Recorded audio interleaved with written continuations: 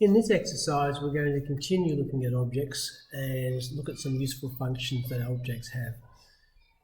So we're going again to the same lesson, objects, syntax for classes, but we're going to drop down now to object2.php. We're going to copy the code that's already there. It's a fair bit of it, and I'll explain it once we've actually got it up and running.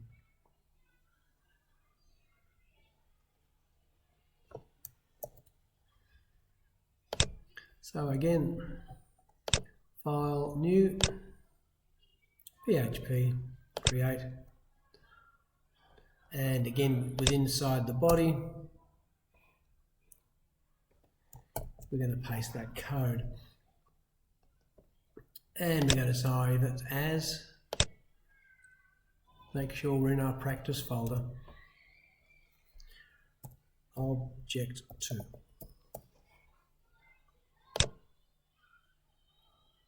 Alright, fair bit of code in here. We have another object created by the class.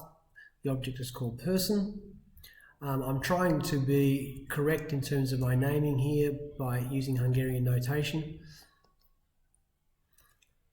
For each of these, we're starting off to say person is by default alive. So when you create a person, they're automatically set to be alive.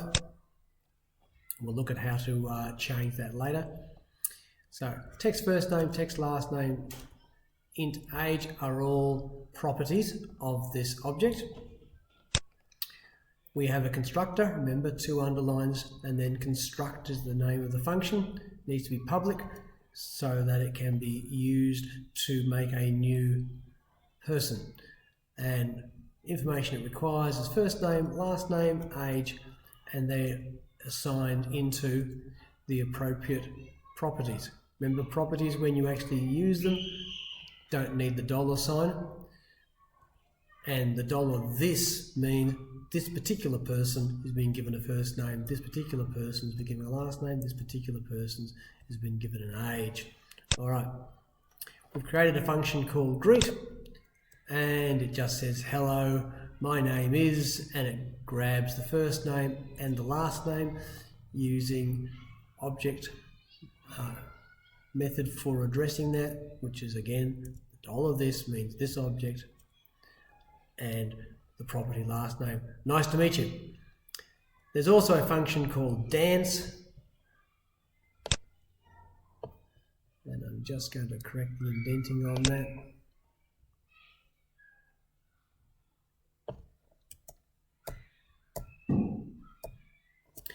And dance just echoes let's tango.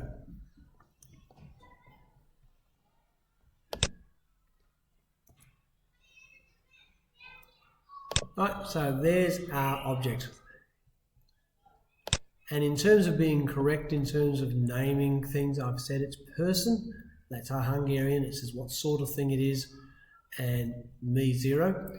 So I'm making a new person whose name is Sam Inchley, age 45. I'm going to echo the greeting, and that should say, if we go back up here, that should say, hello, my name is Sam Inchley, nice to meet you. Alright?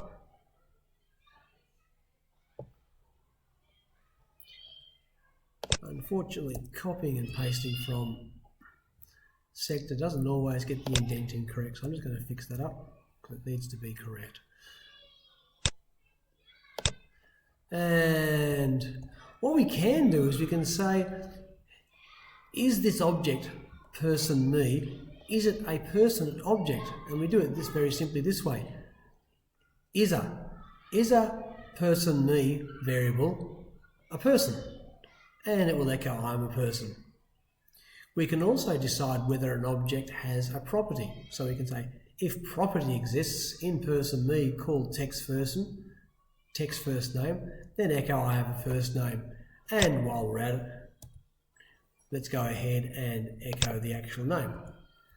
So echo person's me text first name, a space here, person's me last name, don't forget the semicolon at the end. Another thing you can do with properties, you can say, does a method exist? In other words, has there some function inside there? And is there a method exist in person me called dance? Yes, and if there is, and it says I don't know how to dance, and while we're at it,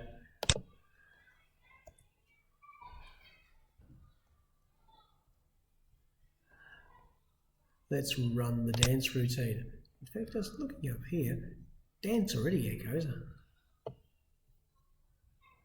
So I'm going to take that away.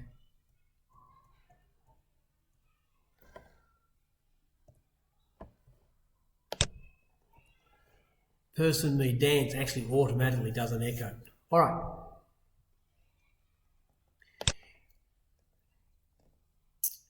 We are then going to do a very sad thing. Again, I'm just fixing up the indenting. A very sad thing here. Person me is alive. We're going to give it the value false. Sad. All right, just a break there. If person me is alive, echo I'm alive, else echo I died. And obviously, having just changed the status of living to false, that should say I died. Going down here, we've made a couple more people. Just going to fix all this indenting.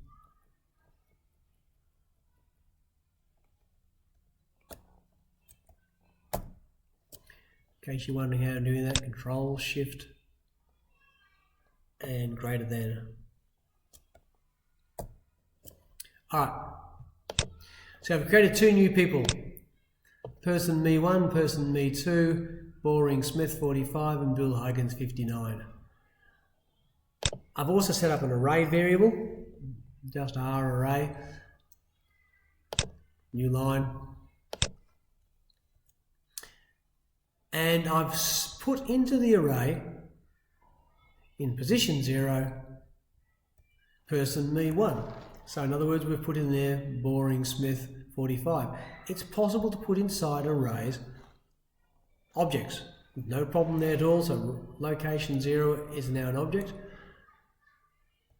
I can now address that object for array position 0 as if it was an object and use the greet function, and it will do the same thing as if I was doing a greet function for person me 1. All right? So we should again see, hello, my name is Boring Smith. Okay? The next thing I'm putting in the array is a 72, just a number. It's no longer. One thing that PHP can do that other languages can't do is mix types within an array. In a sense, it's a bit naughty, but PHP allows it. I can echo array 1 and it just does the 72 because it is just a number. Another feature that's really useful for arrays is you can push things onto an array. You don't have to know what the last item in the array is. You can just say push it to the array. So I'm pushing to the array this time person 2, and we find, of course, having already got a position 1, it goes to position 2, and I can echo the first name there.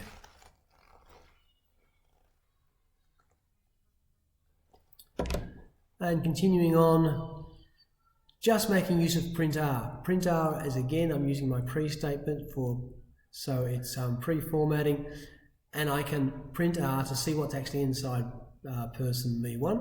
So again, we get a nice presentation to show you what's inside there. Good for debugging. Couple of spaces here.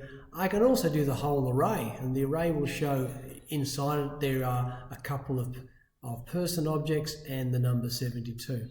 All right, the last little bit of code's got nothing to do with objects. Just wanted to point out a couple of things to you. Equals equals means are they equal? And string, that's a string because it's got the quotes around at 12, is equal to 12 the number. And we should see, and the int at the start there just forces this to show you true or false as 1 or 0. In other words, as an integer. INT there forces the next thing to be an integer. But is using equals equals equals, we're asking, are they identical? Identical means the same value and the same type. This is a string, this is an integer. When we echo this one, we'll get a 0. All right, because they're not identical. Okay, and just to point out that I'm just echoing here what a false is, and yes, just to prove that that means a 0. Okay, I should have echoed a true as well, just to prove that was a 1 maybe. All right, let's go and run this. and see if we get all the things we should get.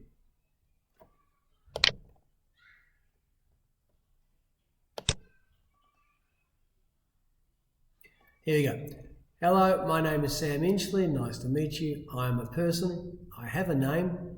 Echo, and then it echoes the name. And I know how to dance. Let's tango. And then we change the status of is alive. So when it comes to this test, it says I died. Here's another one. Hello, my name is Boring Smith. Nice to meet you. 72 is the other is item 1 in the array. And Bill is just proving that we can get inside an array and look at a part of it. Okay, here's what a person object looks like. So this is a person object. We've asked to do a print R on it. Is alive is 1, which means true. First name Boring, next name Smith. Text age is 45. We seem to have goofed here. We've got 2 bits in there. I'd have to go and look what I've done there. Okay. And again, the array, we can see in the array there's a person object, just a normal digit, and another person object in position 2. And just to show that testing works, all right, string 12 and number 12 are the same, string 12 and number 12 are not identical, and false is echoed here as a 0.